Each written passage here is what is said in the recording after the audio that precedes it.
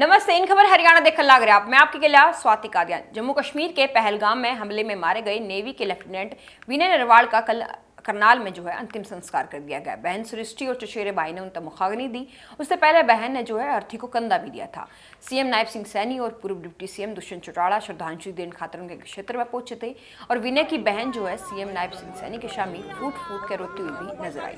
CM Nayab Singh Saini ने कहा कि जिन लोगों ने कायरतापूर्ण जो हमला कराया है वे बचेंगे नहीं। डर भारत के लोगों के अंदर नहीं बल्कि उन हमलावरों के अंदर है जिन्होंने घिनौना काम वो करा है। कोई नहीं आया वहाँ पे 1.5 घंटा, वो जिंदा था तब तक कोई नहीं आया वहाँ पे। अगर कोई होती आर्मी होती तो फिर वो बच सकता था। कोई नहीं आया वहाँ पे, कोई नहीं आया।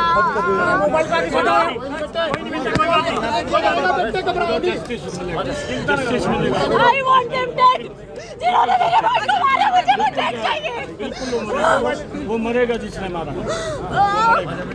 आपने बता दें केंद्रीय मंत्री मनोहर लाल आज तड़के लेफ्टिनेंट के घर पर पहुंचे और उनके दादा के साथ मिलकर भावुक नजर आए।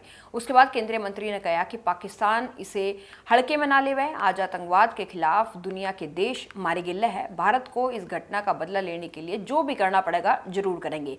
आज दुनिया के देश इस मामले में आतंकवाद के खिलाफ हमारे साथ खड़े हैं और किसी प्रकार की कार्रवाई आतंकवाद को दबाने के लिए, इन घटनाओं का बदला लेने के लिए भारतवर्ष को जो करना होगा ज़रूर करेंगे। प्रधानमंत्री जी, हमारे रक्षा मंत्री, हमारे विदेश मंत्री सब इस पर बहुत बारीकी से नज़र रखे हुए हैं। इससे पहले नायब सिंह सैनी ने और केंद्रीय मंत्री मनोहर लाल ने वीडियो कॉन्फ्रेंस करके परिवार के लोगों से बातचीत करी थी। तोड़े ऊर्जा, परिवहन और श्रम मंत्री अनिल विज ने चेतावनी देते हुए कहा कि पर्यटकों पर हमला करना बहुत दुखद घटना है और मैं बताना चाहूँ कि ये नरेंद्र मोदी का भारत है। इसका जो करारा जवाब है वो विरोधियों को दिया जाएगा। बहुत दुखदाई घटना है और मैं ये बताना चाहता हूँ कि ये अब नरेंद्र मोदी का भारत है। कहाँ होगा, कब होगा, कैसे होगा ये तो मैं नहीं जानता, लेकिन एक बात जानता हूँ कि इनको ऐसा करारा जवाब दिया जाएगा कि ना तो ये कभी इस प्रकार का करने का साहस कर सकेंगे, ना इनको भेजने वाले कभी इसके बारे में सोच भी सकेंगे।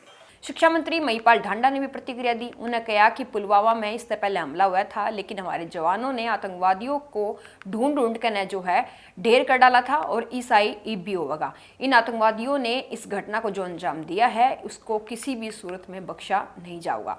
कायरता इस प्रकार के छोटी हरकत और कुकृत्य कराती है, मगर वो भूल में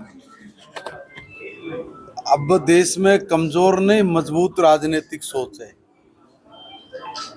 पहले भी एक ऐसी दुखदाई घटना को इन कायर लोगों ने अंजाम दिया था, मगर उसका भारत ने उनके घर में घुस के उसका काम पूरा किया था।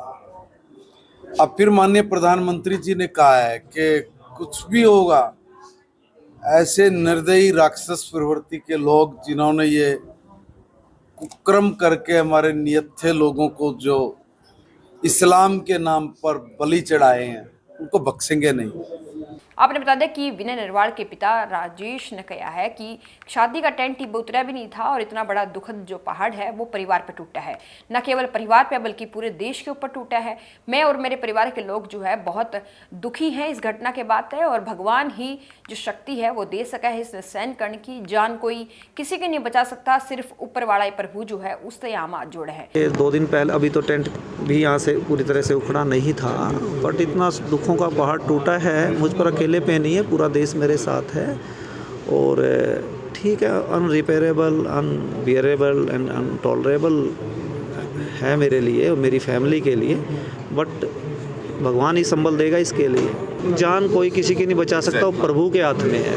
पहलगांव घटना पर रक्षा मंत्री राजनाथ सिंह ने भी चेतावनी देते हुए कहा है कि हम न सिर्फ इस घटना के साजिशकर्ताओं तक पहुंचेंगे बल्कि पर्दे के पीछे जो लोग बैठे हैं उन तक भी पहुंचेंगे और आरोपियों को जल्द से जल्द करारा जवाब जो है वो दिया जाएगा। आपने बता दें कि इस घटना के बाद फौजी और सरकार तैयार है, जल्दी ही बड़ा जो कदम है वो उठाया जाएगा, इस घटना का बदला जो है वो लिया जा सकेगा और हमारी आर्मी जो है लगातार कश्मीर में सर्च ऑपरेशन चलाने लग रही है। घटना के मद्देनजर भारत सरकार वो हर कदम उठाएगी जो जरूरी और उपयुक्त होगा।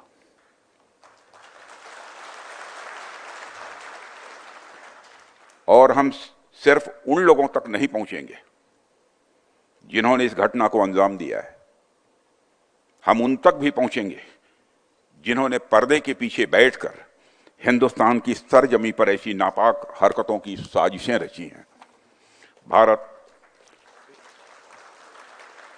भारत एक इतनी पुरानी सभ्यता और इतना बड़ा देश है जिसको ऐसे किसी भी आतंकी गतिविधियों से किसी भी सूरत में डराया नहीं जा सकता। ऐसी हरकतों का जिम्मेदार और इसके जिम्मेदार लोगों को आने वाले कुछ ही समय में जोरदार तरीके से नजर आएगा। मैं देशवासियों को आश्वस्त करना चाहता हूं। तो लगातार इन खबर हरियाणा से खबरें आप तक पहुंचाते रहूंगा। हमारे लिए बने रहो। राम राम।